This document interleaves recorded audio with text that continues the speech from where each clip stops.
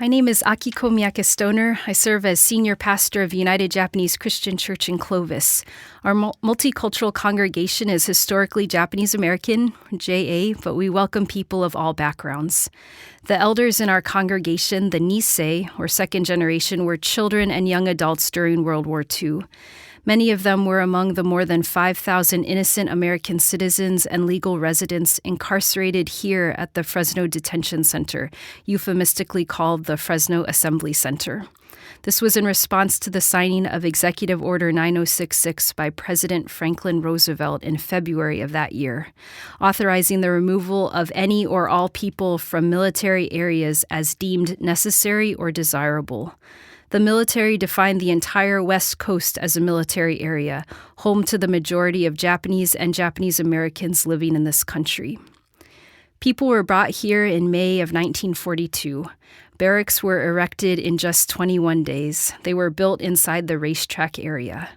They also housed people in horse stalls on the opposite side of Butler Avenue, which they unsuccessfully washed out with fire hoses.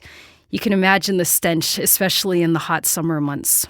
I'd like to share a story from teacher Mary Tsukamoto, who was incarcerated here.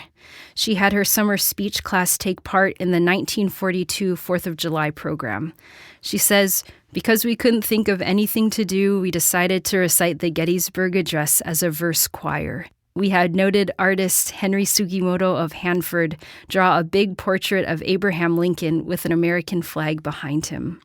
Some people had tears in their eyes. Some people shook their heads and said it was so ridiculous to have that kind of thing recited in our camp. Liberty is a joke in this place, they scorned. How can we think that the government is concerned about us? There is no government representing us." It didn't make sense, but it was our heart's cry. We wanted so much to believe that this is a government of the people, by the people, and for the people. So we did things like that to entertain each other, to inspire each other, to hang on to things that made sense and were right. Friends, it's important that we keep telling these stories so that this kind of tragic violation of the Constitution and Bill of Rights never happens again to innocent Americans. Thanks for listening. Blessings to you.